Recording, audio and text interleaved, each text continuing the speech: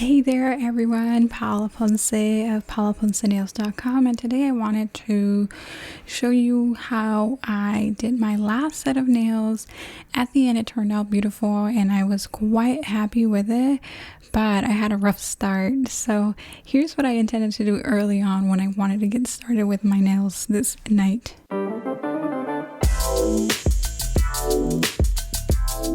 So I'm going to show you how to do this like DIY Japanese nail art at home.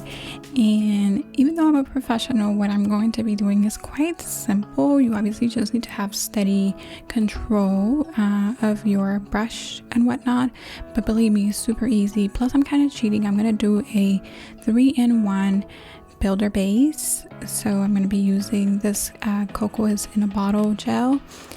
And so when I'm gonna do my nails, I actually think big. I'm thinking like, okay, I'm gonna do long, I'm gonna do oval, I'm gonna do lots of sparkly stuff, I'm gonna do I just want to go all out. And after like 2 hours of sitting on the chair, especially when you go through all the trouble that I went this time, you're done. You really are like, you know what, that nude color is pretty bomb right now, so I'm just gonna go with it. So here's what happened. Again, I thought I wanted to go really long, and by long I just mean, you know, a little extension. I had just finished my Kokoist certification with my students, and so I thought I'm gonna treat myself to like a great set of nails, you know. And I wanted to do the jalip, but when I do it on myself with the Mega Stick base, it can be a little bit cumbersome. So I was like, let me try this poly gel, will it work? And so I did, and it actually looked like it was going to be promising. And if you've never worked with poly gel, I actually have never done like a full set either. I just kind of play with it because of its texture, its consistency here and there. It's quite sticky if you handle it with your fingers, so please use gloves if you do have it or if you're curious about it. Well, either way, I attached it to my nail and I liked it, but look at the underneath. The underneath is quite thick, and I just didn't think I was going to be able to live 3 weeks with that thickness underneath. And I tried different size beads and things just got too messy and complicated, and then I was like, nope, I'm not gonna fiddle with it. I'm not gonna do the jalip tonight. I'm just gonna work on my own nail length, which is pretty compatible with what I do, the activity that I do on a daily basis, like housework and stuff and typing. But I don't know, I really wanted these long nails, but after an hour I think I was like, okay, we really need to start moving things forward. And so then I grabbed these nail forms and I thought, okay, well maybe if I could do poly gel on the nail form, and I was like, forget it, I'm not doing that either. But I really wanted these long nails. Sometimes I really wish I had like a manicures where I could just go and be like, hey, can you do my nails?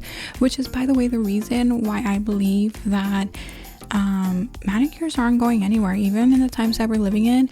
At the end of the day, when we want that extra, when we want that fun stuff, when we want that treat to ourselves, we are going to seek out a manicurist, a professional nail stylist to do this work for us. Trust me, it was 2 a.m. and I was so ready to call up my non-existent nail tech at that time and be like, girl, here you go, $100, $80, whatever it is, just do my nails like this. So again, don't be discouraged because of the times, like I really believe like nails are that treat clients are going to keep coming back for. So long story short, I kept my nail shape. I did the peach base from the Kokoist bottle gel line, and then I thought, okay, when everything else fails, mica flakes are great. And so I went ahead and reapplied a layer of the bottled gel from Kokoist, and yeah, I started liking how this was coming about. And then I was like, but I really want, like, you know, bedazzle. And so I was like, okay, I still have a little bit of energy. I think I can finish these. I see the finish line. So I'm going to commit to some charms, okay? I applied those mica flakes. When you do mica flakes, you don't really want to press on them too much because they'll start crackling. And I really don't like that effect at all. It reminds me of crackle nail polish, which in my opinion was hideous and a total miss on behalf of OPI. So I don't touch my mica flakes or my foils too much because then they start to crackle. I went ahead and did a little more peach base just to dull out the mica flakes a little bit. I didn't want them super flashy because I was going to add crystals.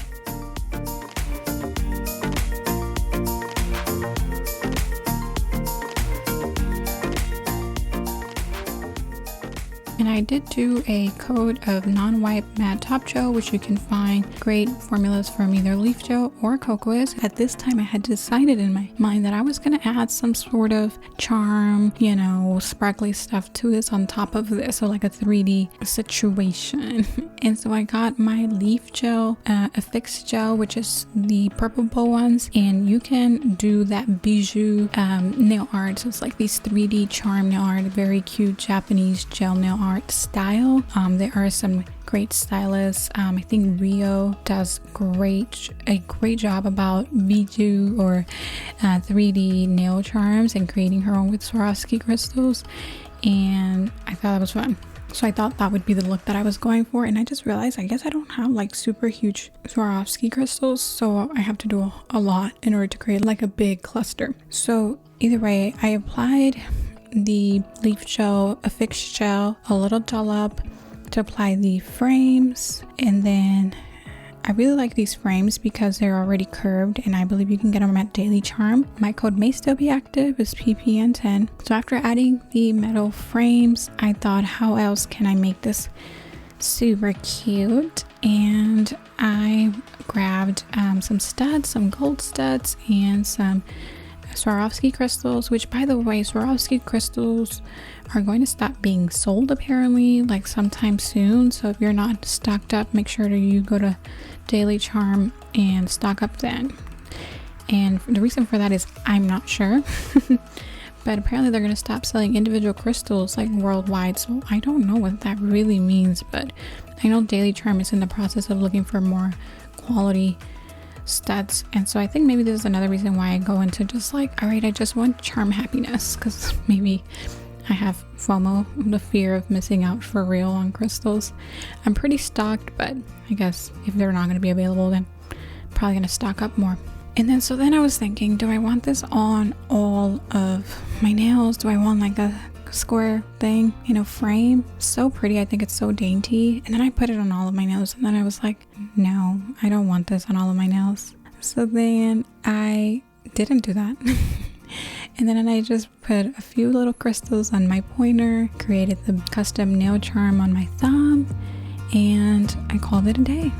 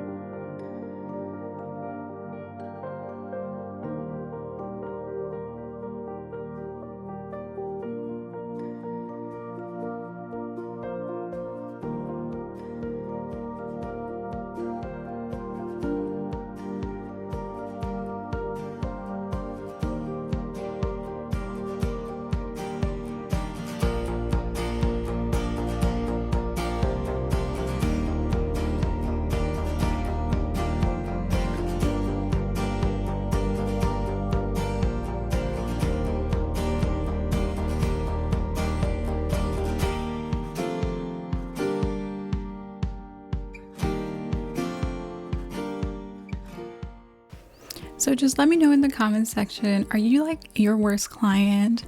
I know I am. So yeah, I hope you enjoyed this session. I look forward to creating more, kind of like watching me works on my simple Japanese nail art designs.